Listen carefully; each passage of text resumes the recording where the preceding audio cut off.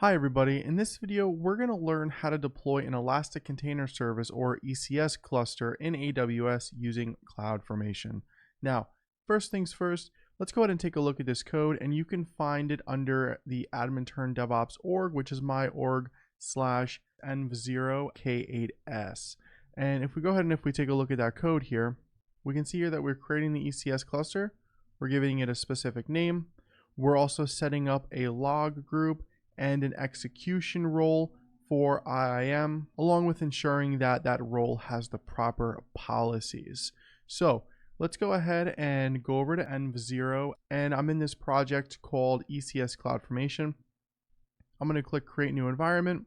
I'm going to choose VCS so I can pull my code from GitHub. I'm going to click CloudFormation. I'm going to click Next.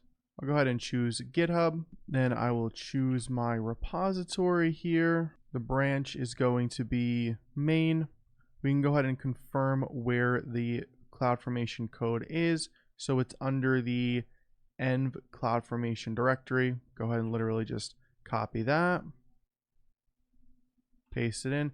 Now, for the CloudFormation template file name, we're going to have to specify the capabilities for IAM to be approved, because whenever you're creating IAM roles with CloudFormation, it needs you to specify to CloudFormation that you're okay with it. You're pretty much just giving it like an approval.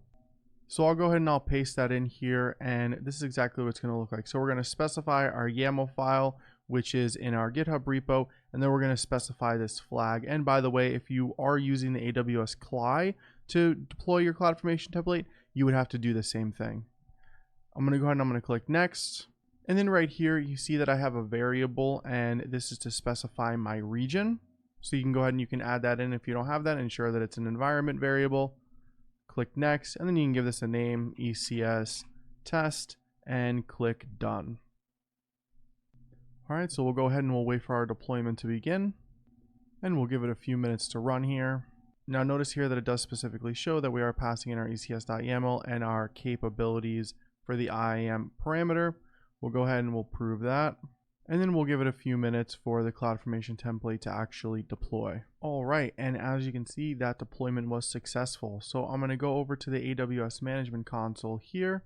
I'm going to go to CloudFormation, click on that, and we can see the stack right here, along with, if I go to ECS, our cluster here exists.